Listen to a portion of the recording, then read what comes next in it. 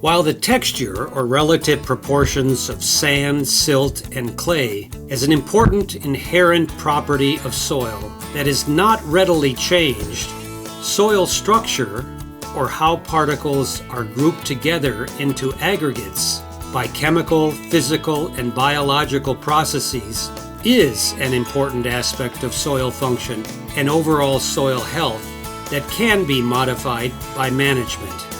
Pore space in the soil is created both within and between aggregates, and it leads to the retention and exchange of air and water in the soil. Aggregate stability refers to the ability of soil aggregates to resist disruption when outside forces that are usually associated with water are applied.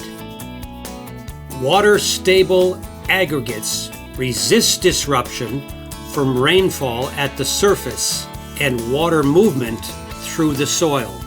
The breakdown of aggregates, when struck by raindrops or irrigation waters, or under conditions of high soil sodium, releases individual soil particles that can then clog soil pores and seal the soil surface. Soils with higher content of organic matter tend to have greater aggregate stability than the same soils with lower organic matter. Thus, additions of organic inputs to the soil in the form of compost or from cover crops increase aggregate stability. Soil microbial communities decomposing these inputs create breakdown products that glue together soil particles and grow fungal mycelia that help hold together aggregates. Paying attention to the structure or the stability of aggregates in farm fields is an important diagnostic indicator of overall soil health. Aggregates provide a visual indicator that farmers and land managers should be familiar with and keep track of. Aggregate stability is sometimes measured using detailed protocols and laboratory instruments that subject aggregates to mechanical dunkings or controlled wettings to measure the degree to which aggregates fall apart, disintegrate, and fall through a sieve screen. From this, the weight of the aggregates that survive this process is compared to the original weight to determine the proportion of stable aggregates. With increased attention to the importance of soil health and what management practices can help achieve these goals, more user-friendly techniques are evolving to readily assess soil aggregate stability even in the field. One such method, shown here, is part of various soil health assessment toolkits. A soil aggregate is put onto a pre-mounted screen and submerged for 5 minutes in water. The extent of aggregate breakdown is then scored during that time, and then after 5 gentle dunkings by hand. This simple, quick assessment technique can provide estimates of aggregate stability that can then be compared over time. A second technique makes use of the mobile phone app Slakes, S-L-A-K-E-S, and involves dropping a soil aggregate in a plate of water. The phone camera calculates a starting aggregate circumference and then compares that with the final circumference after 10 minutes. Aggregates that readily dissolve during the 10 minutes have low stability, whereas those that resist dissolving have higher stability. The Slakes app has been evaluated in a major project by the Soil Health Institute that showed promise of this technique as a quick and easy method for gauging aggregate stability. Despite the importance of soil aggregation in agricultural productivity, identifying management practices to improve and regenerate soil aggregate stability has been underappreciated in many California cotton production systems.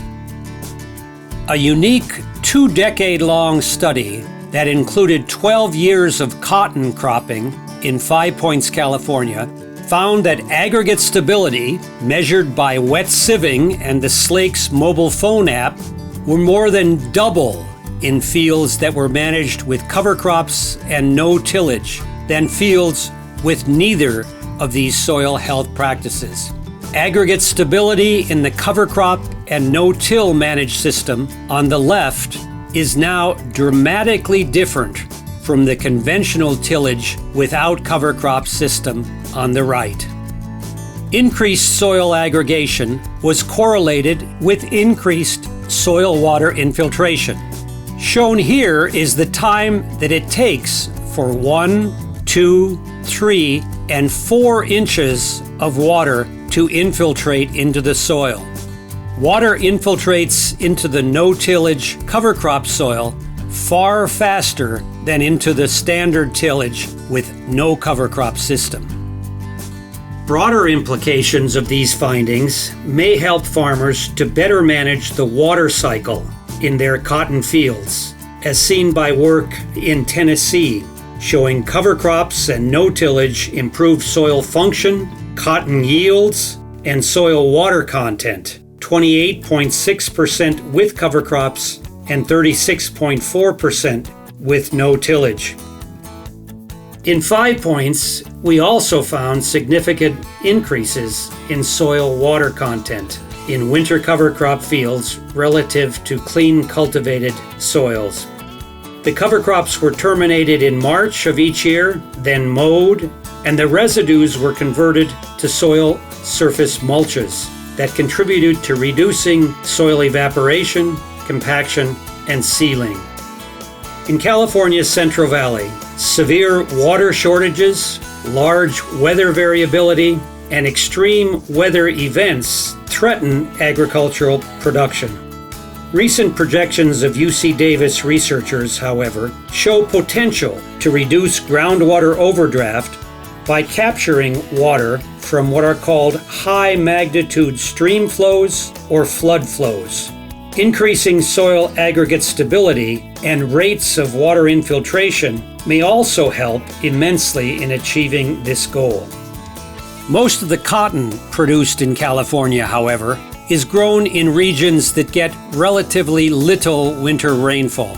Nonetheless, creating good soil aggregates by practices such as reduced disturbance tillage, compost application, and winter cover crops is important in extremes of both too little water and too much water.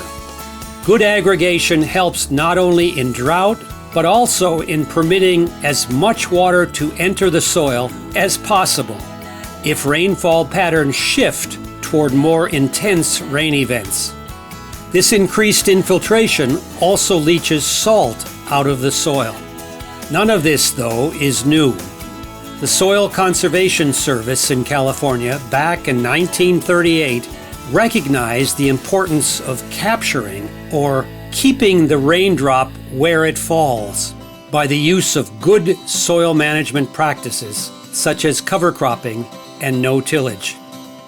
It is exciting to see that recent research demonstrates the potential of using these practices in current agricultural production systems, and that can achieve economic yields comparable to those of standard tillage systems, while simultaneously improving soil health.